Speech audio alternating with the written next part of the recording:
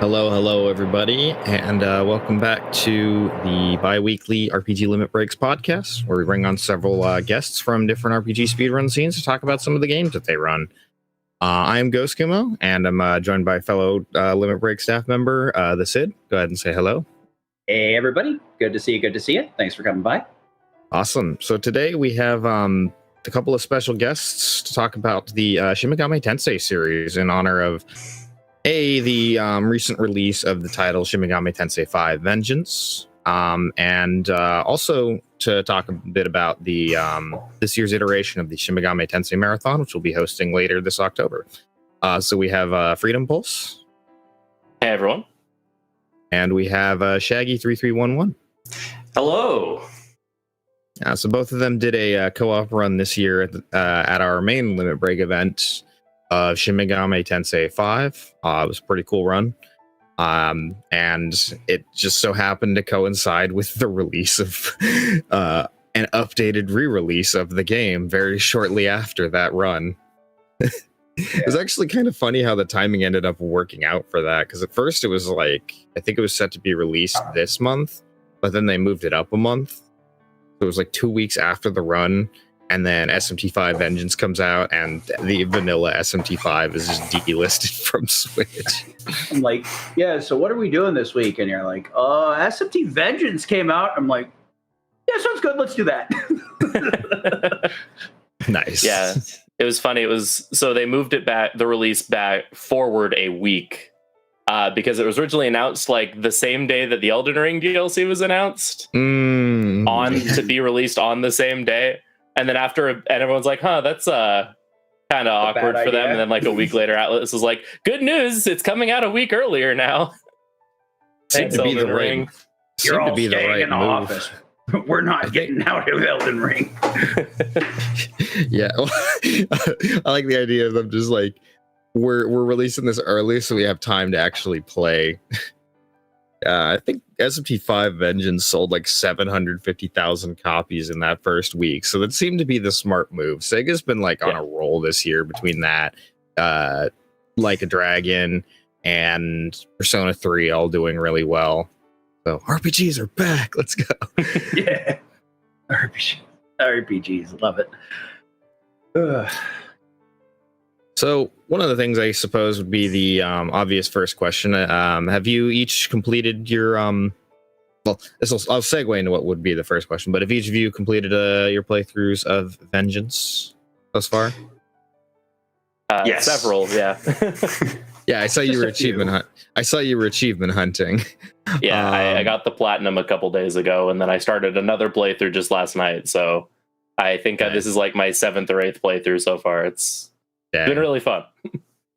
Yeah, I actually haven't done that much like achievement related stuff. I haven't even beaten any of the super bosses or anything. I just did a casual playthrough of the Vengeance route and then immediately started working on the speedrun, and that's where I'm at.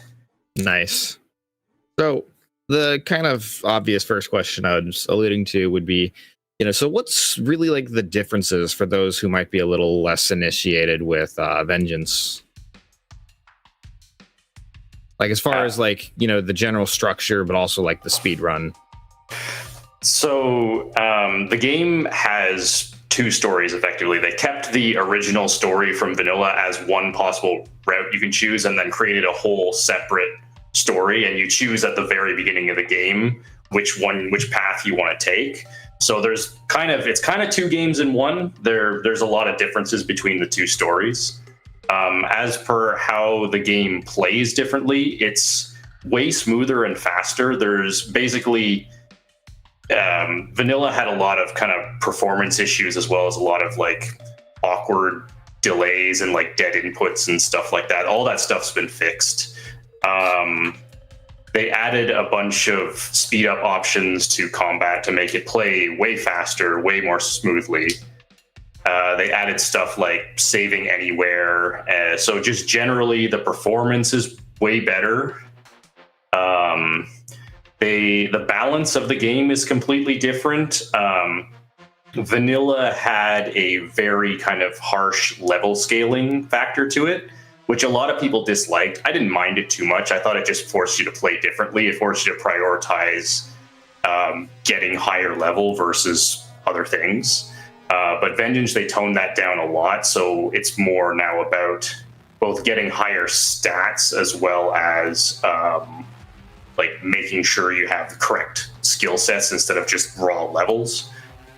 From a speedrun perspective, that obviously changes a lot, like a lot. In general, it makes the game way easier because obviously in a speedrun setting, you're trying to do things as low level as possible. So just making you stronger at lower level just makes the game way easier. So that's what I've found while working on the speedrun is just like stuff that I could absolutely never get away with doing this in vanilla. It just works even on like hard difficulty. Which could be a good or bad thing, depending on your opinion. I think it's somewhat of a bad thing, but that's just me.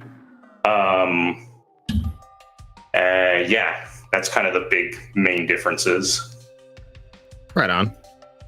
And so kind of with that, so the original run of SMT5 was about, 6 hours on normal for true neutral ending, which I suppose is like probably the most favored ending. There are a few different ones you can get, but like that's kind of the one that does the most.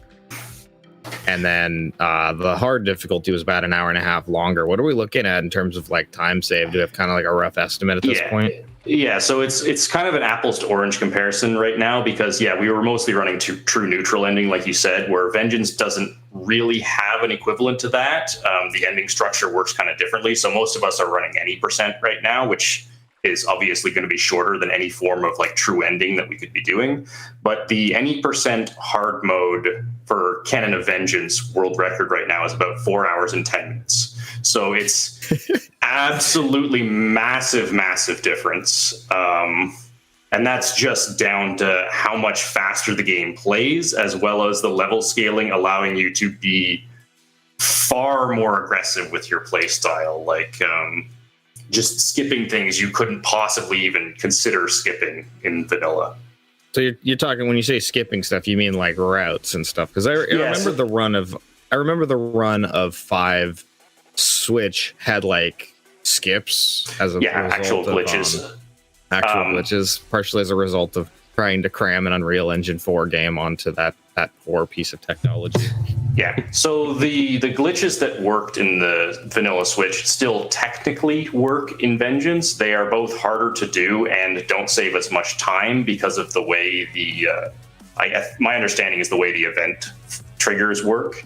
Currently, the hard mode route I was talking about is glitchless, so it doesn't even need the glitches to be that fast. But when I talk about skipping things, I'm more about like SMT5 in general has like a large amount of optional content where it's like you go and do this optional thing to get something to be stronger. So when I'm talking about skipping stuff, I'm talking about skipping optional content like abscesses or side quests, etc.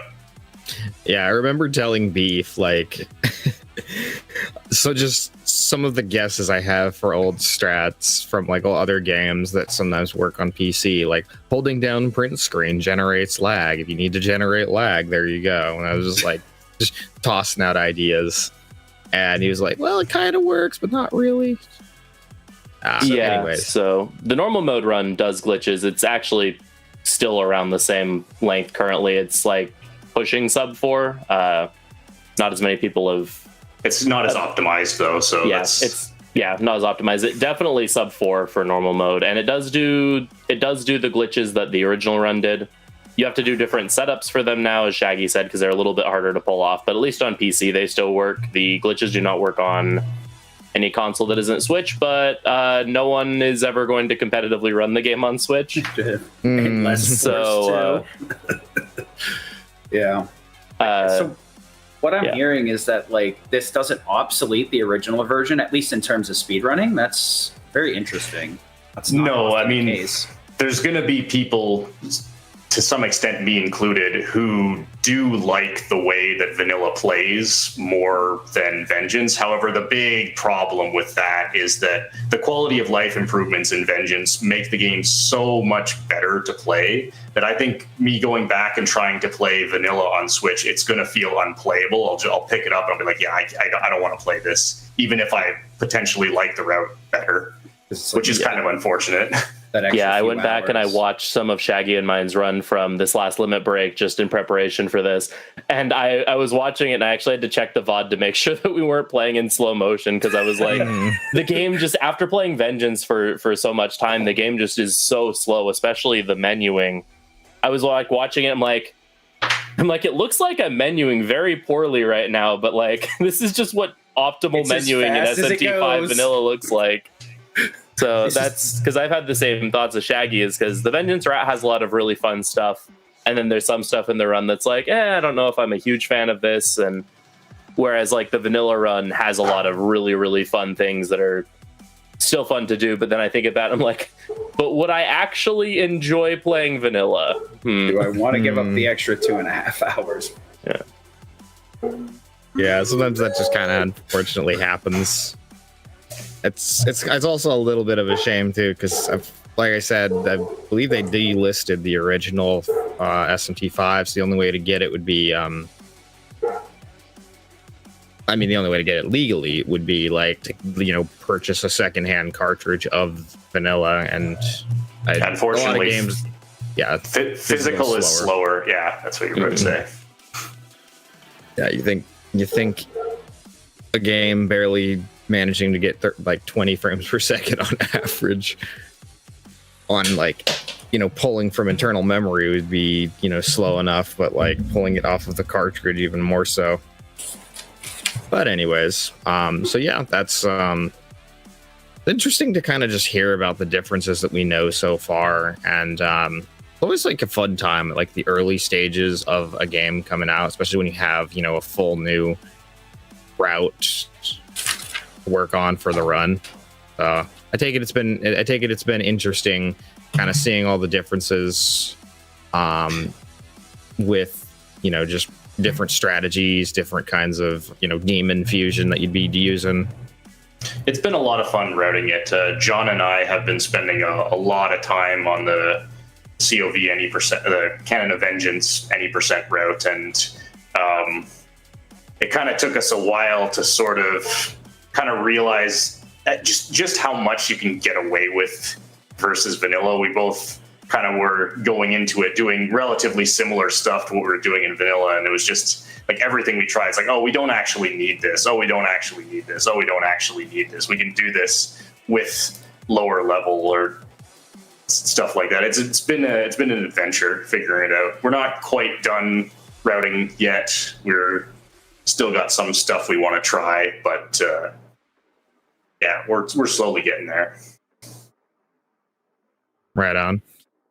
So Freedom Pulse, as I understand, this is your fifth Shin Megami Tensei game that you've been running. So been a bit of a veteran on the scene for these games. Definitely more than fifth, but I don't know the actual number. Because we've had you on the channel for, I believe, was your first run Nocturne at the event? At the main event, yes. First main event was Nocturne with Shiner, and then I ran DDS2 last year and 5 this year with Shaggy. Yeah, and we had you on, I want to say, for SMT. Yeah, I hosted that SMT4 for the Questing for Glory Hope and Healing events. Yes. So, kind of as a veteran of the scene, well, first of all, I should say, what is it that drew you to running games in this series? Because SMT is kind of infamous for being kind of cruel and kind of, not the most speedrun friendly due to the tendency for it to just, as Shin Megami Tensei or SMT is kind of a verb in the speedrun scene for just getting screwed. So what is it really that drew you to the run? Yeah, so it was a combination of things. Good timing for some stuff in my life and just various things. I had been interested in speedrunning since I was like a teenager, and had always wanted to get into it, but was never sure how, or never sure what I really wanted to run. Had a hard time picking a run that actually stuck with me. And the first run that actually did stick with me was East 1, which is how we met, was through that. And then it just so happened that around the time I was looking into runs to do, I happened to find a VOD of the first Shin Megami Tensei marathon that had happened on the RPG Limit Break channel a month or so prior to me looking it up. And I had been a big fan of the series since I was in like high school. SMT4, I had gotten it on release and was a huge fan of. Was a huge fan of the Persona games, and I remember watching the run for Digital Devil Saga 1, realizing it was at the time it was like a 5.5 hour run. It was like, yeah, this is a pretty long run, but it's not like Nocturne Hard True Demon ending, which at that point was a 13.5 hour run or something. Mm-hmm. And that actually got me interested in playing the Digital Devil Saga games, and then I just loved them so much that I then decided in 2020, when certain world events meant that I had a lot more free time on my hands, that I would start learning the speedrun and start running it. And I just really enjoyed the run. Digital Devil Saga is still, both of those games are still now my second and third favorite SMT games. Vengeance has recently passed them.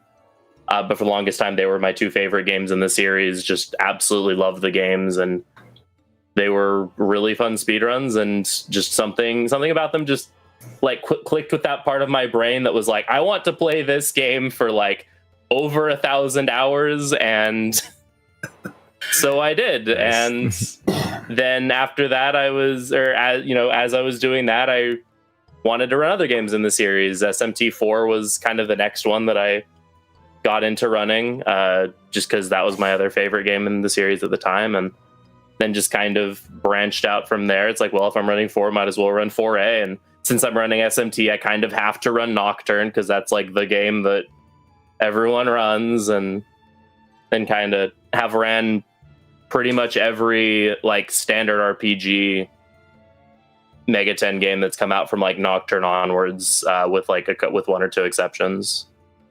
Right on. And I suppose you should extend basically the same question to Shaggy. Like, what is it that got you into speedrunning this series?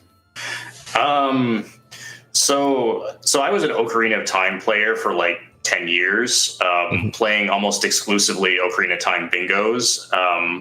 But I found Pink Pajamas' Nocturne runs. I remember coming across those sometime when he started doing them. And I thought that was one of the coolest things I'd ever seen. I played most of the Persona and SMT games casually, and the idea of doing something like that in a speedrun setting I thought was incredibly cool.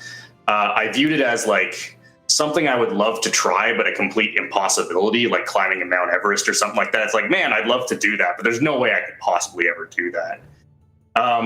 I got into a few longer categories in OOT. I was doing stuff like max % child and max % adult and those kinds of ridiculous categories. And I also got into routing them a lot more, which made me realize I love routing. So then that happened to coincide about with the launch of SMT5 Vanilla.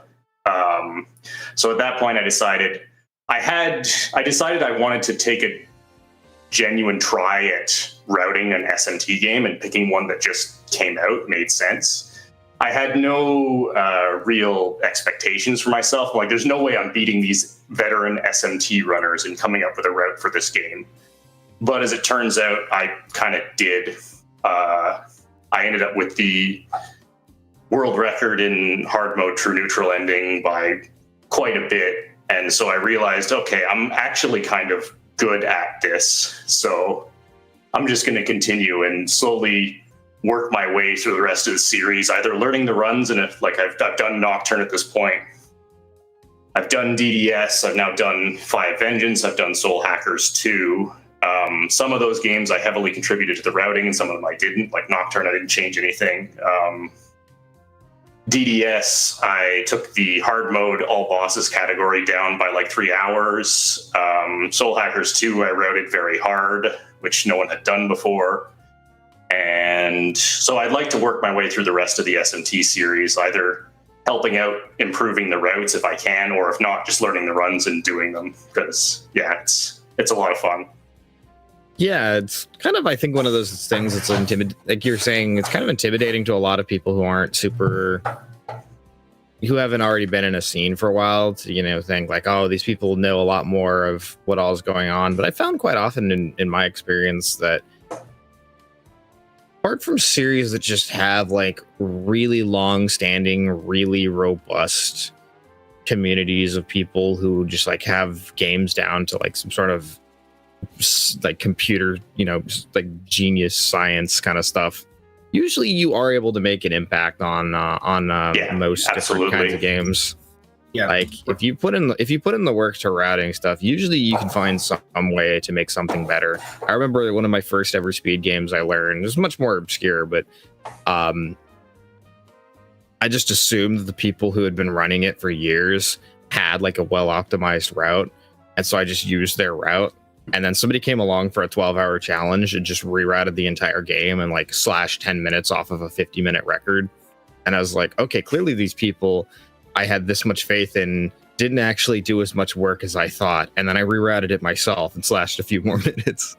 So, you can always find places to make input on those kinds of things. Yeah, routing is like one of the most unspoken joys of a speedrun, actually. A lot of people don't see it. They only see the end product of it, but contributing to a community and working together to get it down. If honestly, like learning and routing is, I think, one of the most joyful parts of the run. It's a heck of a lot better than be like, well, I died on the boss for the 6th time. Back to the beginning 4 hours ago. Yeah, one of the things I will say is when I hear you talking about Nocturne in particular, just the idea of trying to reroute anything in that game, especially True Demon ending hard, just sounds kind of terrifying, because it's like if you touch one little thing, it's like, oh, is this gonna ruin the run 11 hours later? Like that game, at least from my understanding, is like a distant spectator, feels like a delicately laid house of cards, and you change one thing and the whole thing might break. Well, that's true for every SMT game in general, because of the way fusions work. If you want to change one fusion, you have to make it work in what else it's already done. But I find that kind of fun. Yeah, exactly. I can imagine for a 13-hour run, it'd be hard to want to touch it. Sorry, go ahead. Yeah. On that topic, I remember one of the Persona 5 runners at one point saying, it's like, yeah, I had an idea for like one small optimization, but I had to so now I have to go back like 3 months in game time to make it work. And I just got Persona 5 is not a short run, and 2 months is quite a long time in game and in real life, as it turns out. So they had to. It was always fun. It's like, oh, but I could do this instead. Well, back 2 months I go. Let me just redo all my saves from like an hour in for the rest of the run. Right. Well, it is kind of funny thinking about it, because I think we're at the point where Royal is actually shorter than True Demon ending. If not, we're close. They're similar. True Demon ending just broke the sub 11-hour mark. Oh, dang. Like a month ago. John broke Mizushima's like several year-long monopoly on the world record for that category. And got the first sub 11, and then Mizushima like 2 weeks later came back and beat it by another couple minutes. So wow. So the run is now under 11 hours. It takes a really, really good run to get under 11 hours, but it is cool to see it finally to break that barrier after so many years. Whereas I think Royal says 11:08. Dang, they really are that close.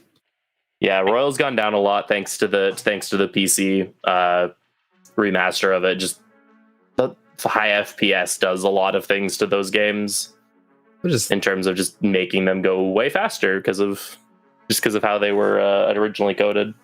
That hits me in the right spot. Thinking about them being 11 hours, I'm like, we usually think in terms of like, oh, is this an overnight run? It's like, yeah, no, it's the whole night. It goes straight into the morning run. It gets both. Graveyard shift and morning shift. Hey. Hey, 2 for 1. It is funny to think about Mizusima just being like, no, this is my record. Because there are some people in speedrun scenes that you'll find they're like very competitive and protective of their records. And I don't mean like that in a bad way, because a handful of people do get a bad rap for that. And some people can be a little bit, but it just tends to be a thing where it's like when you're on the top for a game, it's like you've put in the work for it. So obviously you would want to keep, if you enjoy it, you keep it going. And there's a lot of, fun to the, friendly spirit of competition. But the idea of somebody being like possessive of the Nocturne world record amuses me because it's like, oh, somebody took my record. I have to find, just a small weekend time investment to get it back. I have to find a weekend in front of me to like, to just go and take the record. Yeah. And just. And it was funny because it like happened to work out really well for him. So he'd actually started running the game again a little before that, because we've had a huge influx of new people running Nocturne like over the last 6 months or so. And one of those runners, Wusscake, actually got within a couple minutes of Mizushima's world record. And that was part of what Mizushima's like, oh, I think it was translated to like because Mizushima's a Japanese runner, doesn't speak English very well, and so a lot of the time when we communicate to him and he communicates with us, it's through Google Translate. It was like translated to like a lot of these new runners are scary or something. I gotta step up my game, and so he had started running the game again and did a few little tweaks to his route. To I think a lot of it was like consistency stuff, and it was during that time that John beat world record, and then Mizushima I guess suffered like some sort of like injury with his job, and so he had just like a week or so of like paid leave, time off, and so he just like every day or every other day for that week he had off, he did Nocturne runs, and he broke world record during that week. That's I don't want to say serendipitous because that implies that it's bad that he got injured, but the timing and sometimes the way you make the best out of a bad situation can be interesting like that. Right. Yeah, sometimes things just work out. As bad as it is, got to make the best of it for sure. So we've been actually kind of talking about it a little bit. So from what I understand, you yourself both have done runs of True Demon Ending. First of all, sorry. And second of all, my condolences. How is it you go about? Yeah, my condolences. Second, so how is it that you go about a run like that? Because we've had it on the channel a few times. There's a lot of people who just like kind of come in and they're just in awe that this is something people do and that it's doable. So like, how do you go about that? Like preparing for the run, and just kind of like being mentally ready for this 11 to 13 hour marathon run, or just this marathon where at any point the game could just decide to SMT you. Well, getting SMT'd is kind of something you'd come to expect, right? Like for a run, if a run is 13 hours, dying and losing 5 minutes is not a reset, right?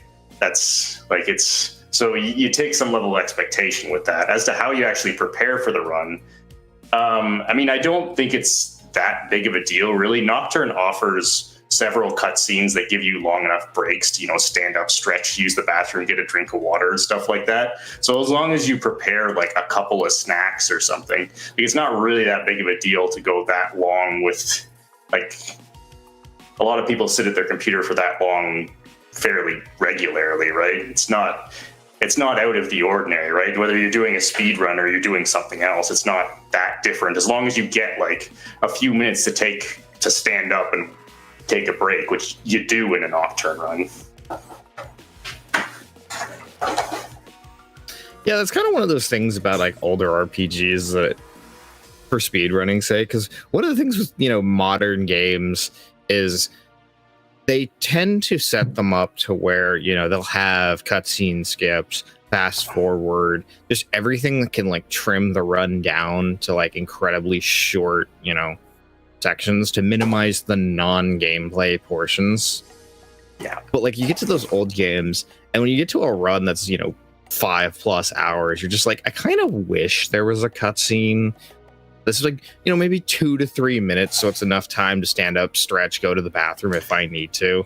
I absolutely hear that. I run into that problem. Like, Vengeance has that problem, although with Vengeance only being 4 hours, it's not that big of a deal. But like vanilla, the vanilla hard true neutral ending was just over 7 hours, and you had maybe 1 40-second cutscene where if you're really fast, you can take a bathroom break, right? Like, you're almost certainly losing time to just like having to take a break. And Soul Hackers 2 is the same way. You're losing time to having to take breaks, which is kind of unfortunate, but it is what it is.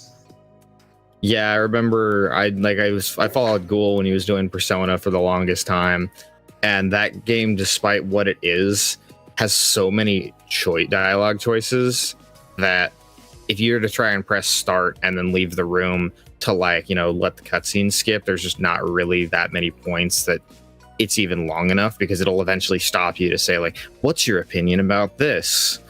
And it's one of the reasons turbo controllers are allowed in the SMT speedrunning community. They help a lot with that kind of thing.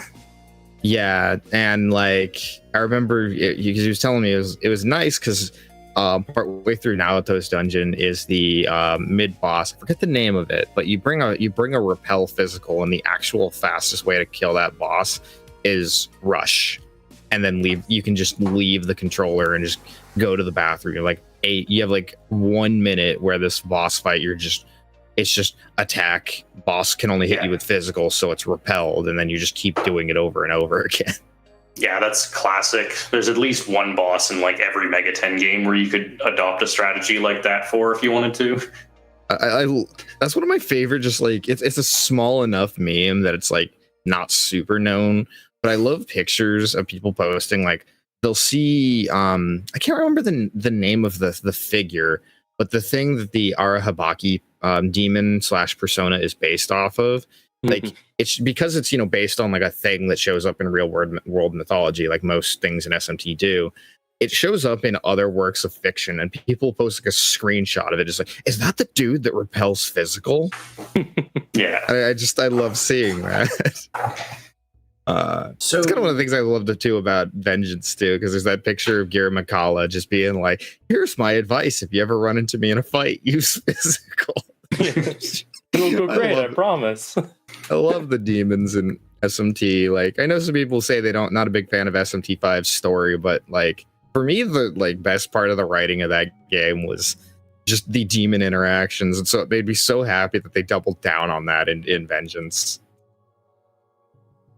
So, with Vengeance, is there any other changes that you guys really looked forward to outside of the quality of life, obviously shaving several hours off?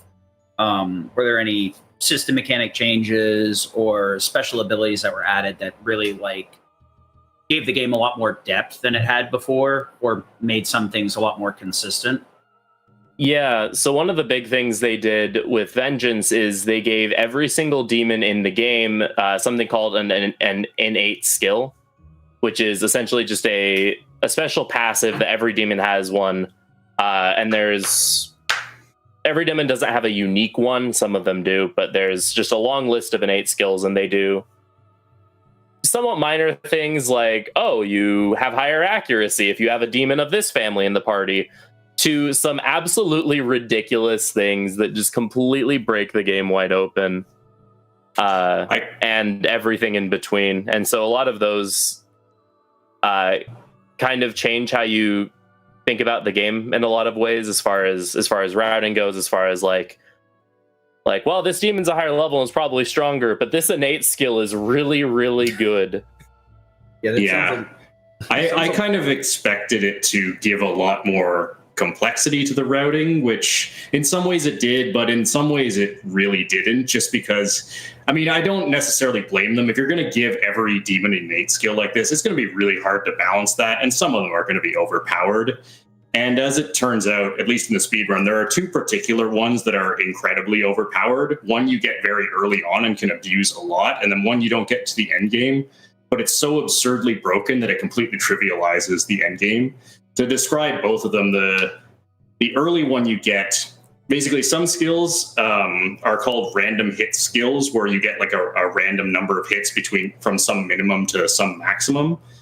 And this innate skill, if a demon with it is in your party, anybody who uses a random hit skill has the maximum number of hits from a random skill increased by 2.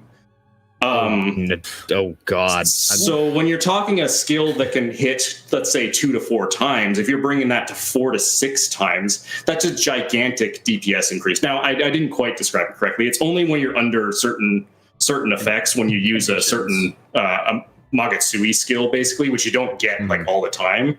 But if you abuse it correctly, you can have some really, really ridiculous damage. To the point where some of the bosses just blow up in a couple of turns.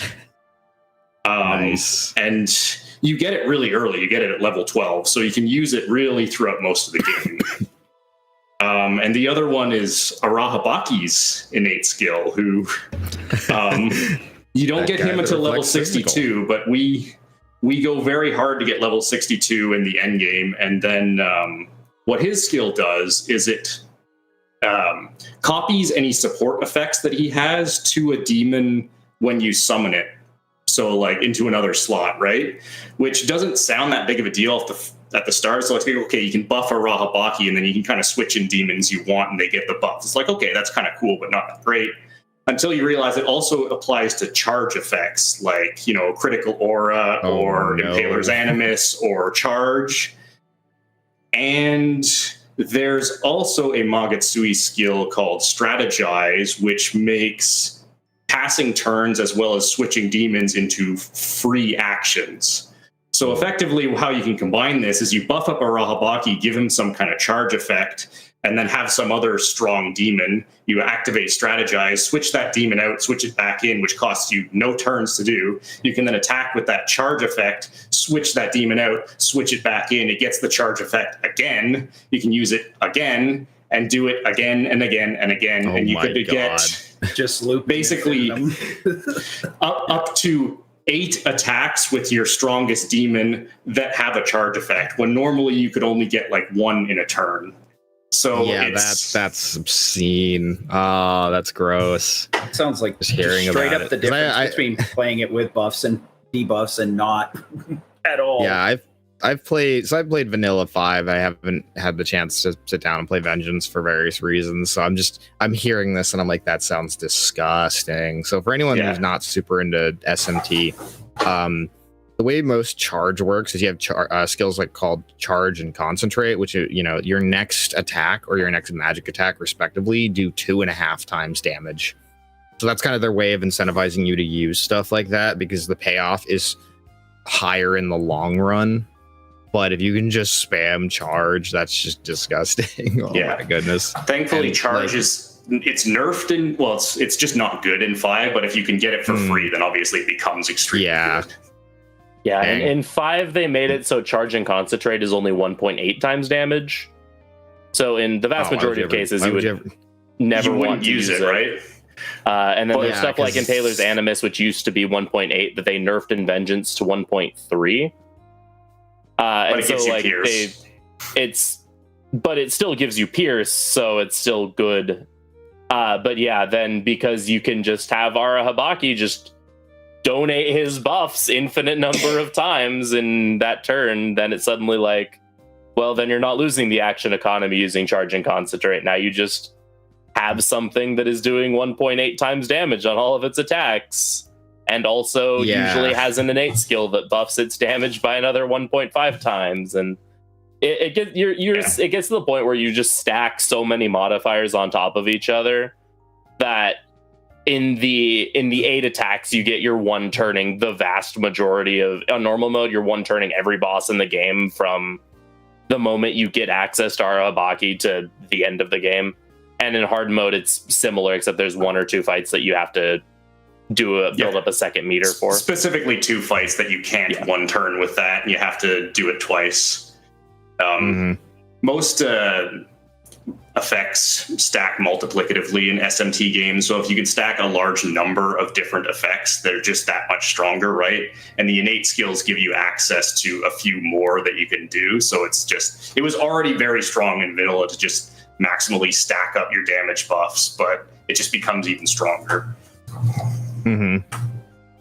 Yeah, I kind of, man, just so. Freedom, you mentioned something like action economy. So for anyone who's not super familiar with SMT, they have this thing called the press turn system for 3, 4 Apocalypse, and 5 Vengeance, where the way I've heard Gould describe it is I believe the person who came up with the system was Mitsuru Hirata, one of the heads at Atlas. And just the way he describes the way he designs games is like, he doesn't like conventional turn-based games. He just wants things to give people free turns. So the press turn system is like, you do anything good, you only burn half a turn, and you can just like spam stuff. It's really interesting to see the way like he approaches games, because like one of his other games that he worked on was Radiant Historia, where if you just want to, you can just decide, hey, instead of like having my guys take their turns and then the enemy take their turn and then we repeat this, I'm going to make my guys just take like 12 turns in a row. And then the drawback to that is you let the other guys get 12 turns in a row. But if you finish them off early, it doesn't matter. So, but it's just one of those things. Yeah, it's just one of those things that I find really interesting to the way strats in SMT speed runs work, because you know obviously you want to build around the press turn system. Yeah, it's amazing. And you know going into it like what's what bosses resists, nulls, repels, and stuff are, so you don't have to worry too much about like, oh, I brought the wrong thing, I'm screwed. But then misses happen, and then it's like, well, I mean, now things are spicy. The other thing is it's a carrot stick too, because the bosses will attack with certain things, and if you bring an enemy or one of your characters that's like weak to fire, they get extra turns. So you have to very high risk and reward. That's one of like the more interesting things I find about SMT. I find the press turn system works just as well defensively as it does offensively, because of the way that, well, yeah, the enemy can get more turns if they hit your weakness, but they also lose turns if they hit nullifications or repels or drains, right? So like you're not just setting up your party to be able to hit the enemy's weakness. You also have to be aware of what they do and have just enough on the defense to make sure they can't, wipe any of your demons. So like if you know an enemy likes to use multi-hit fire skills and you want to bring a demon that's weak to fire in your party because they have like good damage or something for that boss, that's fine. Just bring another one that nulls fire. And then when the boss uses their fire attack, well, they still lose 2 turns instead of getting the bonus one from exploiting their weakness. And I think that's really interesting. Mm-hmm. That's an interesting design mechanic to like risk and reward, and they reward knowledge far more than just guessing. Sure. Yeah, I basically said when I played my casual playthrough of 5, like I posted a screenshot and like pictured the real MVP of SMT 5, and it's just the spyglass. Yeah, which is the item that tells you here's what an enemy's like weaknesses and resistances are, but importantly, here's what skills they know. So if you see an enemy has like 6 physical skills and then Miragi-Dine, the all fire spell, there's a good chance that they're going to use that when they think they can hit a weakness with it. And so, they tend to do that during their special Magatsuhi turns, where they do their little lollipop dance and then just hit you. With something strong, and it's just like an all-hitting skill that's supposed to crit everyone. So you just see, oh, it's probably going to use fire. I'm going to put up something that nullifies fire and then kill their entire press turns. It's super interesting, right? Because it designs a game where buffs and debuffs are incredibly important, and knowledge is extremely important too.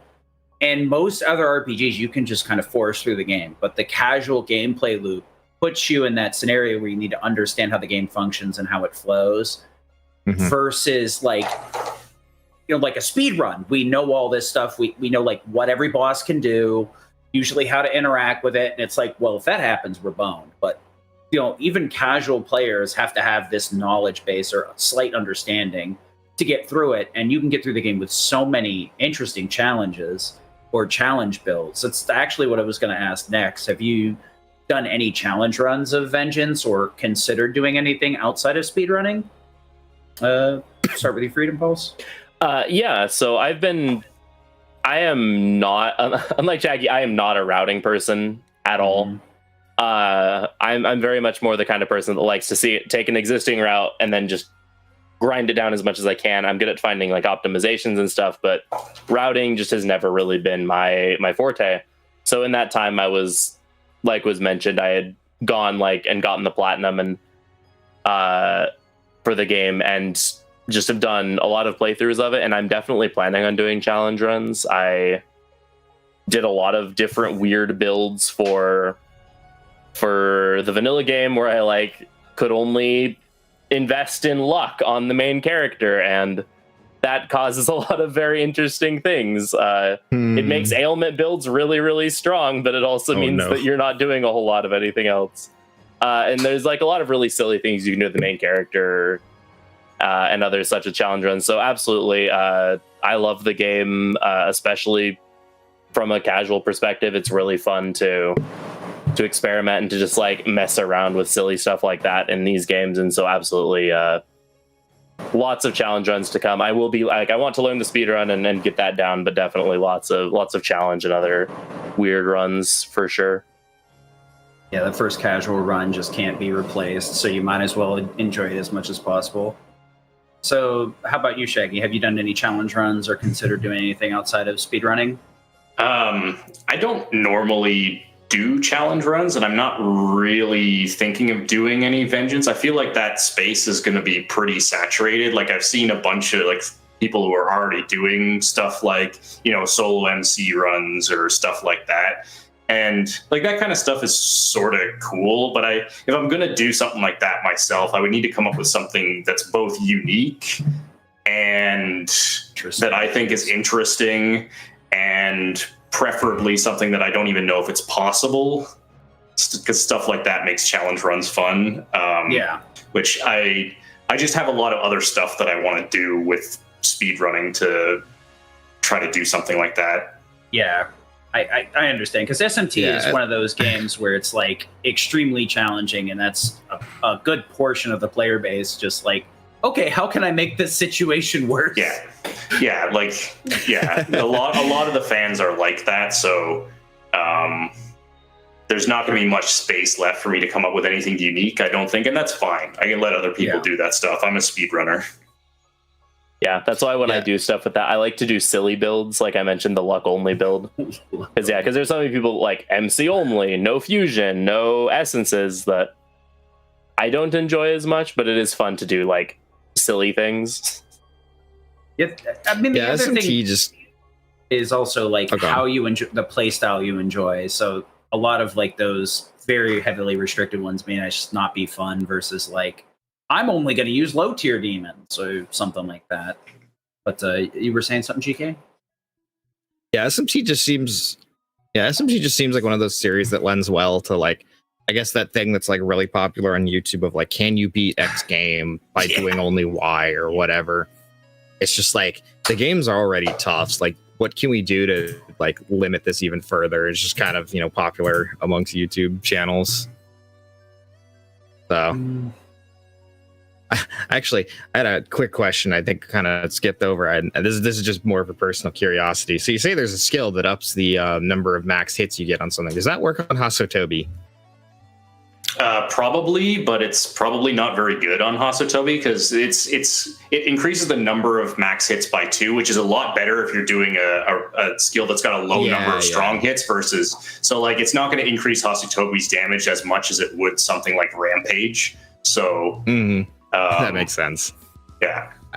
Yoshitsune was my boy in my playthrough of SMT. Yoshitsune he's got a really interesting innate skill that's potentially kind of really useful, but we don't really find any use for it in the speedrun. The way it kind of works is if you hit an enemy's nullification, the next turn you will get another press turn, so you get 5 instead of 4. So you could essentially do that and then set up some kind of crazy, I don't know, set up for your next turn, right, with 5 turns instead of 4.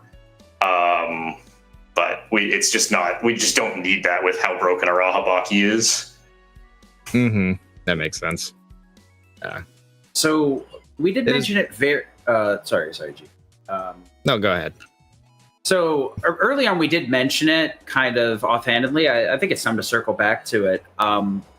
You guys are putting together an SMT marathon relay. How exactly is that set up? So this is going to be the 4th event like this that we're doing. It's a community showcase.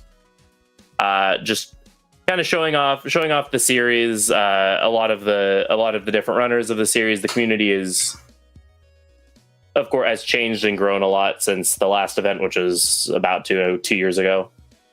And so we've just decided, as part of the community, that we've wanted to start doing like these more community showcases that a lot of other communities do. Like you have Dragon Quest that does DQRTA every year, for example.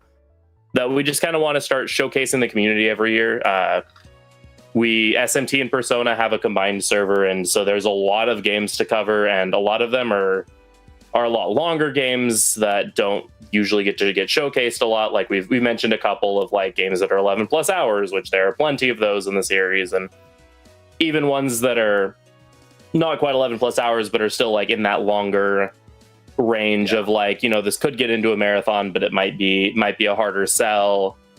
And so it would be cool if we could have a space that you can showcase these runs of like, hey, look, this run is like 8 hours, but it's a really, really cool run that doesn't get showcased, and give that as an opportunity for people to practice being in a marathon, to practice showcasing runs, to give them an opportunity to just like have a VOD of like, hey, like if you're submitting to an RPG Limit Break or to a Longathon or to Questing for Glory or any other event, that you can be like, look, I've done this in an event, people really liked it, it was really cool, and just celebrate the community in general. There's a lot of amazing people in the community that are very active, that are hanging out. They hang out in the server, that are always super happy to answer questions and very passionate about these games. And we just want to be able to showcase the hours and hours of dedication and work that people in the community have put into these games, and give that an opportunity to be shown off. And so October 25th through 27th on the Limit Break Twitch channel we will be putting that event on. Currently, submissions are open for it, and we're excited to see what people have to show off for it. Yeah. So, full disclosure. So, Freedom Pulse is kind of the head of the SMT Discord, and because I've done this in the past when Ghoul was more spearheading the marathon. I'm kind of like a guest neutral party, because I like the closest thing I've done to a speed run of SMT was very, very early runs of Synchronicity Prologue, which is like an indie platformer that they kind of made as a promotional material for Strange Journey. Helping to put together like a list of games as sort of like an outside party, and it's interesting to see what we have for submissions so far. We are still hoping to get more. I believe submissions are open for a few more weeks. I don't have the exact date in front of me, but yeah. And one of the things we've already seen on like the submissions list is one of the Persona 3s, and that's a game that we've never had on the Limit Break channel. And there's a whole bunch of SMTs that don't, SMTs and Personas that haven't really been on the channel, and I'm interested to see what people offer in that kind of section, and we're hopefully going to see some more interesting stuff this year for this event. I had a train of thought and I'm like losing myself here, but yeah, there's like a whole bunch of games in the series I'd be excited for. I want to see if somebody I like these aren't to say that these are automatically getting in, but like one of the things that I thought was really interesting that came out, and we specifically mentioned in the games that are eligible, was there's a Toho game that's based on the old SMT style that's like it has its own dedicated section in the SMT server because it was just like, yeah, you know, SMT fans just excited. Hey, this is like SMT 1 and 2. I'm like forgetting the name. It's Arcadia something. Artificial Dream in Arcadia. Yeah. So there's all kinds of stuff we'd be interested to see. Then there's obviously, you know, like the classics as well, like SMT4, Digital Devil Saga, SMT5. So I think we'll be able to, you know, have a really cool showcase of various different games. Good to hear. Good to hear. I know right now I'm like working towards the FF Relay and trying to balance 16 and Rebirth, even though they only take one game. We'll see what happens, but I know the Final Fantasy Relay does a 3-team system. Are you looking to do multi-teams or just a singular one runner per showcase because of the sparsity? With so it's just a one runner per, like, races and stuff are allowed for the event. It's just it's being formatted like a standard marathon more so. So if people want to submit a race or such, then they're free to do so. And in fact, that'd be really cool because we've had races in past events that have been really fun and people have really enjoyed. The event itself is formatted more standard of like single runs with the option for races to be featured. SMT, it's kind of difficult because like there's only, you know, versus like Final Fantasy where you'll have like 70 different people with competitive times in like Final Fantasy X, for example. You'll probably have like 3 or 4 at most for SMT, and then you also need at least 2 that also have time off in their day to spend 11 hours. So doing some sort of like relay race, like that would be awesome. And, you know, potentially something in the future. Potentially something for the future, if not like a relay race, then just like a series of races. That all would be really cool.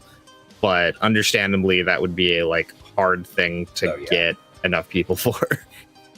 Even with my experience with like Mega Man X, even the more popular games, it can be quite hard to get a relay together, especially with a popular series like this, but it's so incredibly long. And then on top of that, you have to deal with the shrinkage too of like, okay, well, he's 30 minutes ahead of schedule. Well, I hope you're all ready because we're staying here. Yeah, and the overlap, like GK mentioned, there's, you know, if you have 5 or 6 names on each board, but like, you know, 4 of those names are the same names across 5 games, then it starts to be like, well, which game do we want? Which one do we want Shaggy to run? Which one do we want Freedom to run? All right, well, that cuts out like half of the racers for this one game. And then it'd be quite a lot to try to run 2 games. One person trying to run like 2 games at the marathon. We don't really want to do that. And then if you take a look at the top 3 for Nocturne, for example, Mizushima's from Japan, John is from Finland, and Whiskcake is from the United States. So as somebody who has done a marathon race of exactly those 3 countries, back when we, you know, organized a 3 or 4 person race of East Origin for Questing for Glory, Hope and Healing, I think the second one, or one of the Questing for Glory off events. We had like a 4-person race, and scheduling for 3 people of those 3 like time zones is kind of painful. And that was for an hour and 40 minutes. So that's one of the things that kind of makes races for that hard, as awesome as they are. I think we had the finale of the last SMT marathon was Shiner, who was from Pacific time zone, and Mizushima from Japan. And I think Shiner had to start at like the dead of night. Yeah. I was looking at the Final Fantasy Relay, and it's the same type of thing. They like change the schedule, and then like 16 starts at 3 a.m. and I'm like, well, what's a few hours of sleep between friends? I guess it is what it is. So what made you feel like reviving it? Because it sounds like you weren't originally the people that organized it. I know I kind of did the same thing with the Mega Man X Relay, but I'd like to hear what drove you guys to do it. So it was just, I feel like there's always like, where to start with this. So there was, everyone loves doing the marathons. It's just hard to, especially as someone who's like setting up the marathon, to have the time to take care of it, especially because when Ghoul was kind of in charge of it, he really liked to do a lot of it himself. Yeah. Which, to his own admission, he did an absolutely amazing job with it with the first 3 events. But just as things were getting more busy with his life, and he had to kind of step down from certain things, which is sort of how I ended up in like being sort of the head of the SMT community Discord and kind of taking on a lot of those, was just him having to step down from stuff just because of him being busier. And we really wanted to keep a lot of those traditions going that Ghoul had established, and just celebrate the community that people had built up and continue to grow that. And so one of those things was wanting to put on the marathon. And one of the first things we did is, as that was like, we expanded the mod team. We opened up more space for people to be like, all right, well, we want to do a marathon, but I'm not doing it myself. And so like immediately being like, all right, we want to do this marathon. Who else is interested in helping? Who else can do restreaming? Who can do all of this stuff? And making it more of the community's marathon. Yeah. And I feel like that's helped a lot. Because again, there's been interest. Every year there's people asking like, when's the next marathon going to be? And it's just nice that we can now say like that this is something we're planning on doing every single year. We have the people in the mod team who are available to do that, who can help out. And it's been really cool to see people who have been able to step up and been willing to take on part of that. There's a part of me here that really wants to bust Beef's chops about this. So Beef is being one of the other SMT moderators and a fellow Trails fan who runs all of those games. And so I tend to bust his chops. But yeah, like all the people I've known through the SMT community, I've been in the server a long time, but I've also been kind of like I said, most of my experience with it has been a little bit more distant, but it's a lot of pretty cool people in there. I mean, that's a really good thing to hear, actually, the more community involvement, because it future-proofs it, where one person just soloing the whole thing, it kind of disappears. Like you mentioned, it didn't happen the previous year, and now even if one person steps back, that it should still continue. It's always a good thing to see the community come together and work on something they love, for sure. Yeah. So we're near probably about when we're going to be, heading off fairly soon here, but I wanted to, I like to open the floor to any of our viewers on YouTube or Twitch interested in asking any questions of our guests, anything you wanted to know about the runs, anything you wanted to know about the marathon. So yeah, the floor is open to all of y'all. I do have one question that's kind of unrelated to things in the speedrun scene that might be a little bit, but maybe not, because everyone has their own opinions about this. But as as I can see with Freedom Pulse over on his camera there, hee-ho. So we each have some of our probably the most iconic parts of the SMT series are the demons. So my question to you two is, what is your favorite, who are some of your favorite demons and why? And if you have any like fun picks besides Jack Frost and Mothman, like who would those be? Like, because like I mentioned, Yoshitsune is one of my favorites. Shaggy, you can go first. One of my favorites is probably Odin, just because I think the design he had in 4 and 5 anyway is really cool. And he's a big part of the vanilla speedrun.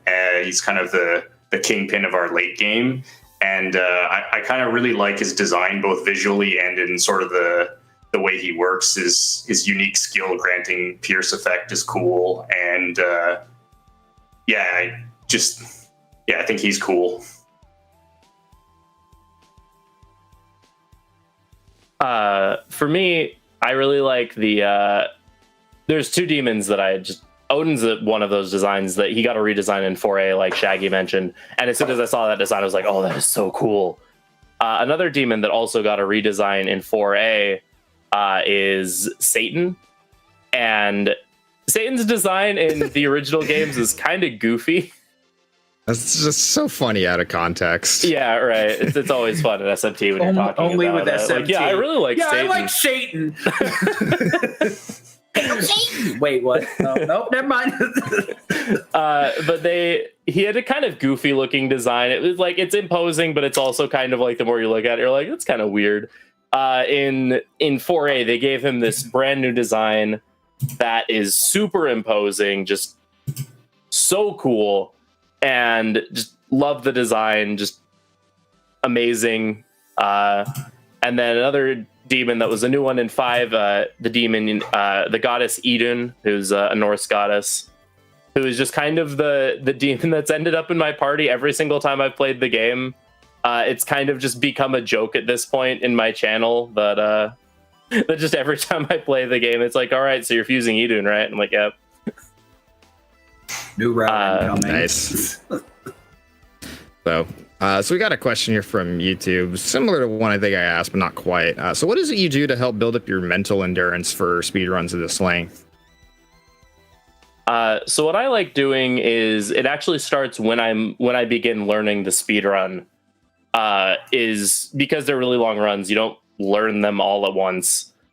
Is I like learning runs in segments, and then, so say with SMT5 is actually really easy to break down because of how it's formatted, where you have like 4 major areas, where it's like day 1 of learning, I'll learn area 1 and I will practice that bit, and then I'll do area 2 and then 3 and then 4 in like subsequent learning sections, and then I'll do that again, except maybe I'll do area 1 and area 2, or area 3 and 4, or 2 and 3, while practicing like, individual tough segments as they come up. But just try to make each segment that as I go through the game and learning and practice, to try to make each segment just larger, to kind of build up over time that endurance and that level, where it's like, okay, it's a 5-hour, it's a 7-hour run, and when you're learning the run, it might be a lot longer than that.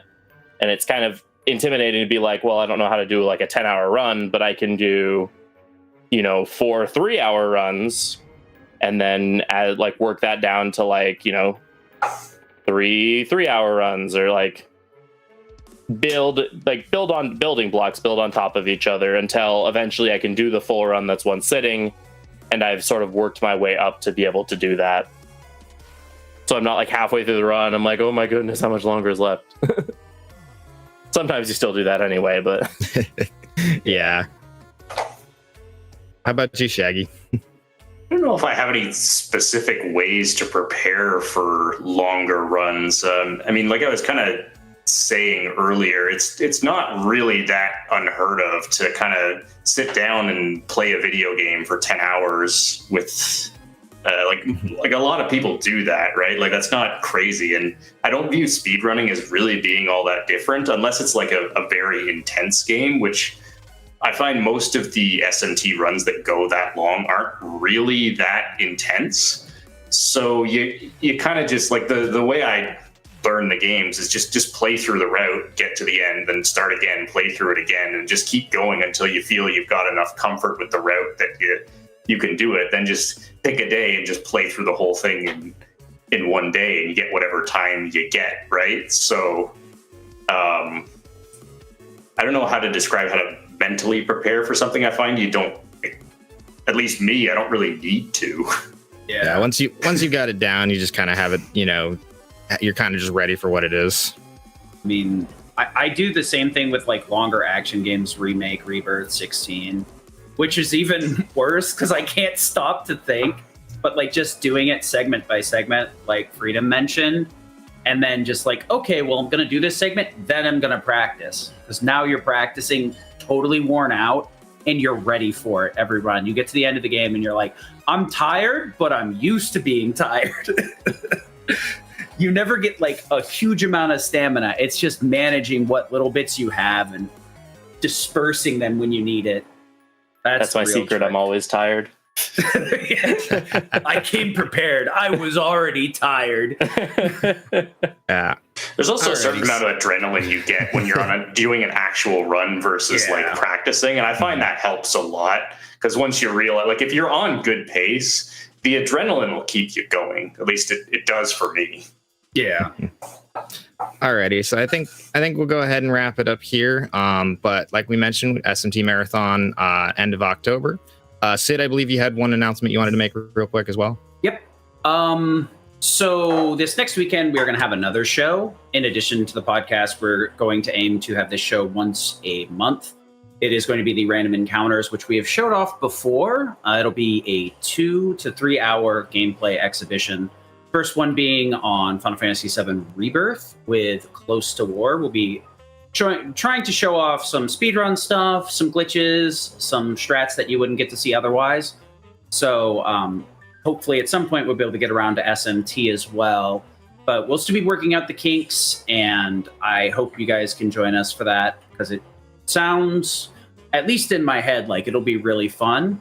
As an addition, we also opened up a feedback channel in the main Discord. So if you have any feedback on the podcast of how to improve them, also the Random Encounter show, or any suggestions for podcasts, I wanted to make sure that the audience at large had an avenue for feedback. So we pulled the trigger on that just a little bit ago. So if you want to get into the main Discord and give us any feedback or suggestions, and keep an eye out for those Random Encounter shows. Those will be gameplay focused instead of podcast focused. So I hope you guys will enjoy that when it comes out. Yep. Thank you all very much for watching. Thank you so much to Freedom Pulse and Shaggy for joining us on this show. So stay tuned for next week. We got plenty more content for you all coming up here, and we're excited to show it off. All right.